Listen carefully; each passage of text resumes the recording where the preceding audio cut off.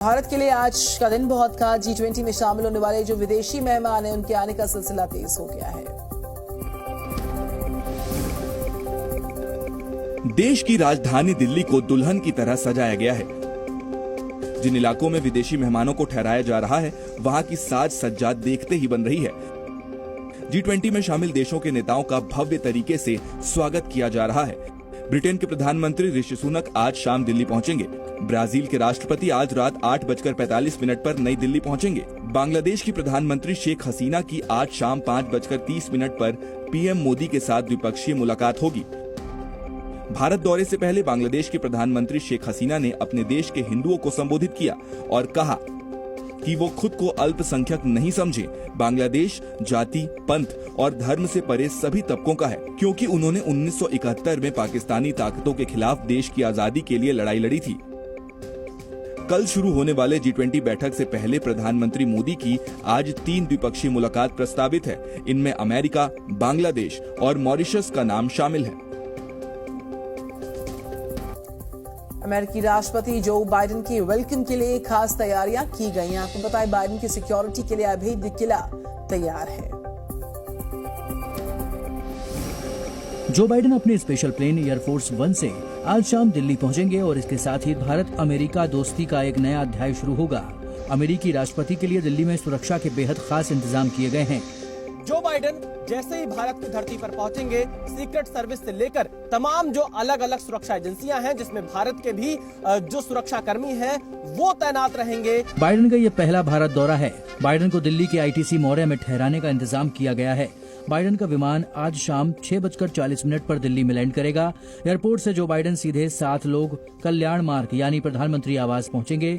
सूत्रों के मुताबिक आज शाम 7:45 पर पीएम मोदी और जो बाइडेन के बीच द्विपक्षीय मुलाकात होगी। सूत्रों से जानकारी मिल रही है कि इंडो पैसिफिक क्षेत्र से लेकर रक्षा और सुरक्षा सहयोग पर भी चर्चा संभव है और साथ ही यहाँ पर प्रधानमंत्री नरेंद्र मोदी और जो बाइडेन के बीच में व्यापार और अंतरिक्ष व साइबर सेक्टर को लेकर भी चर्चा होगी। पीएम मोदी से मुलाकात के बाद जो बाइडेन 9 सितंबर को G20 शिखर सम्मेलन में शामिल होंगे।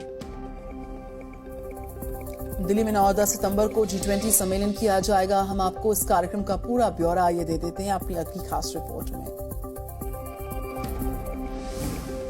दिल्ली में हाल में बनकर तैयार हुआ भारत मंडपम G20 सम्मेलन में शामिल होने आए मेहमानों के स्वागत के लिए तैयार है। प्रधानमंत्री नरेंद्र मोदी 9 सितंबर को सुबह 9 बजे से 10 बजे के बीच मेहमानों का स्वागत करेंगे। G20 सम्मेलन का पहला सत्र कल सुबह 10 से 10:30 बजे के बीच शुरू होगा। पहले सत्र का नाम वन अर्थ दिया गया है। ये सत्र लंच तक चलेगा। कल लंच के बाद दूसरा सत्र होगा। ये सत्र दोपहर 2 बजे से 3 बजे के बीच शुरू होगा। दूसरे सत्र का नाम वन फैमिली दिया गया है। 9 सितंबर को G20 का कार्यक्रम भारत मंडपम के मल्टीपर्पज हॉल में G20 नेताओं के डिनर और सांस्कृतिक कार्यक्रम के साथ खत्म होगा। ये रात्रि भोज भारत की राष्ट्रपति की तरफ से दिया जाएगा।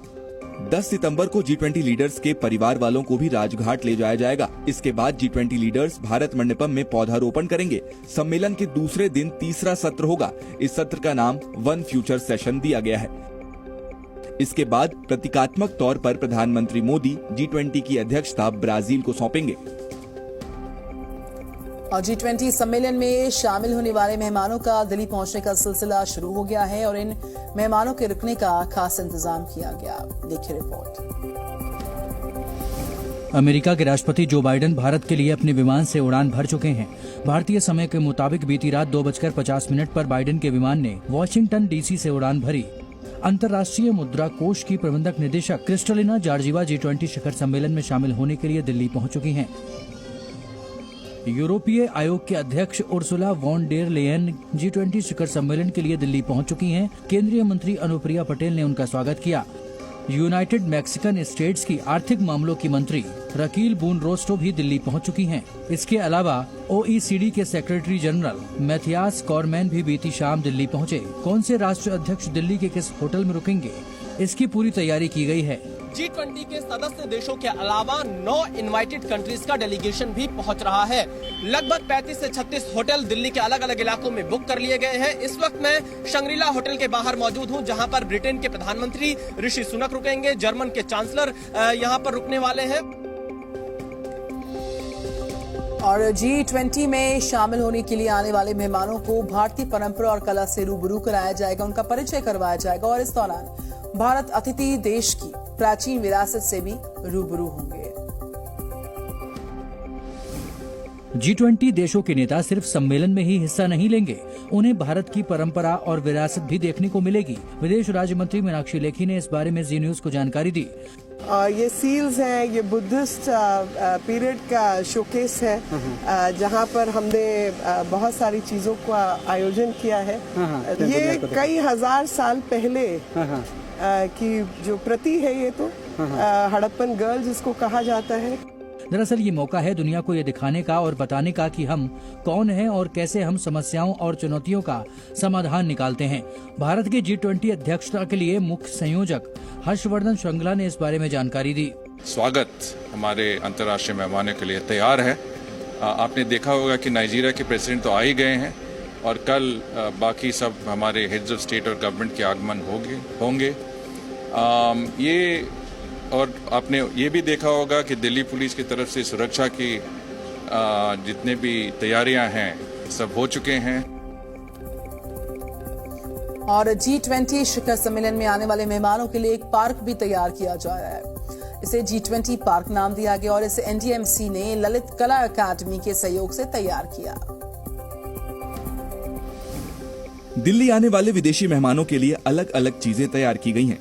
इसी सिलसिले में एक G20 पार्क भी तैयार किया गया है, जिसमें G20 देशों के प्रतीकों को दर्शाया गया है। और अहम बात ये है, ये कलाकृतियां नगरपालिका परिषद और ललित कला अकेडमी के कलाकारों ने बनाई हैं।